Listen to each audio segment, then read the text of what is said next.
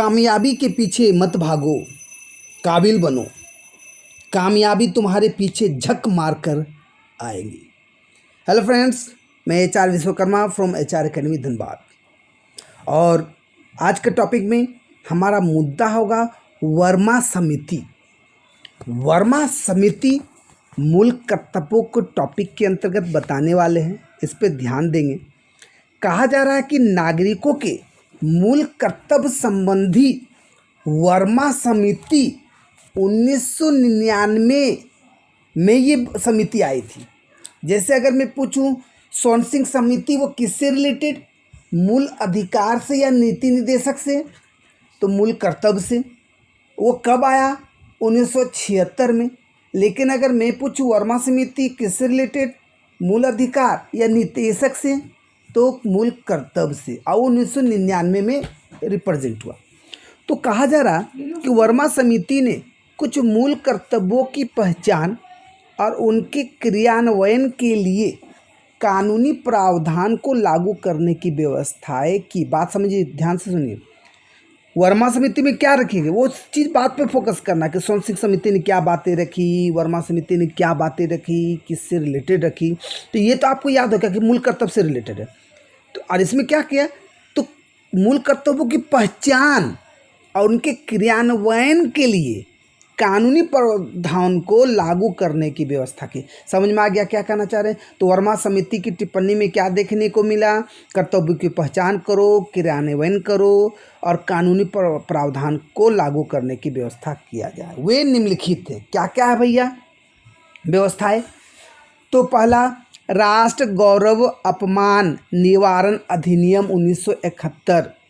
यह भारत के संविधान, राष्ट्रीय ध्वज और राष्ट्रीय गान के अनादर का निवारण करता है। बहुत से आपराधिक कानून लोगों के मध्य भाषा, मूल, वंश, जन्म स्थान, धर्म आदि के आधार पर विभेद फैलाने वाले को दंड देने की व्यवस्था करते हैं। सिविल अधिकार संरक्षण ये 1955 का है। इसके अंतर्गत क्या रखा गया? सिविल अधिकार संरक्षण अधिनियम। क्योंकि देखिए आपका इसी से, तो सिविल अधिकार संरक्षण अधिनियम कब? 1955। इसमें क्या बातें रखी गई? तो जातीय एवं धर्म से संबंधित अपराधों पर दंड की व्यवस्था करता है। नेक्स्ट, भारतीय दंड संहिता IPC घोषणा करती है कि राष्ट्रीय अखंडता के लिए पूर्वग्रह से ग्रस्त अभ्यारोपण और अभिकथन दंडात्मक अपराध होगा।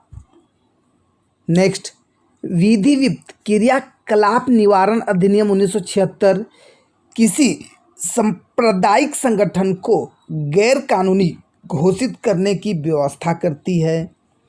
लोक प्रतिनिधित्व अधिनियम 1951 में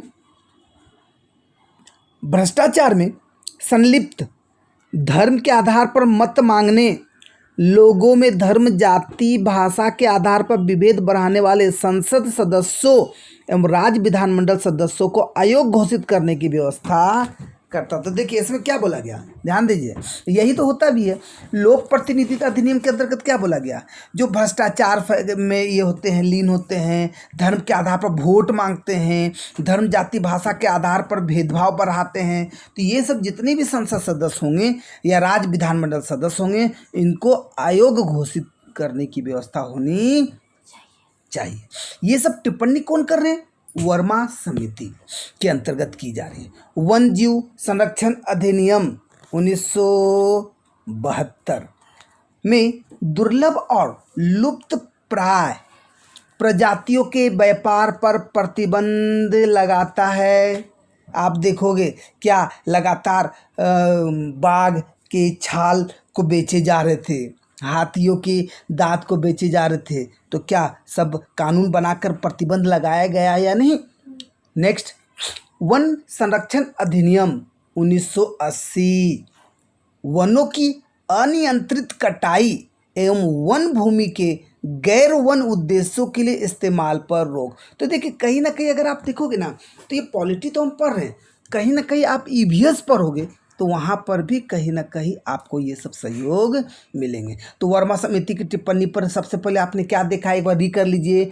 राष्ट्रीय गौरव अपमान निवारण अधिनियम 1971।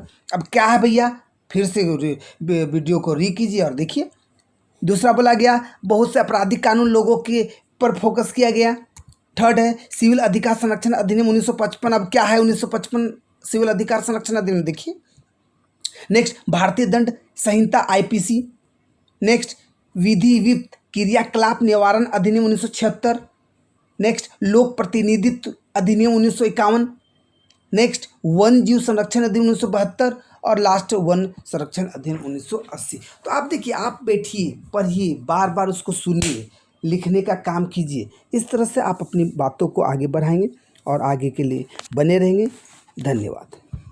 शेयर सब्सक्राइब करना ना भूलें।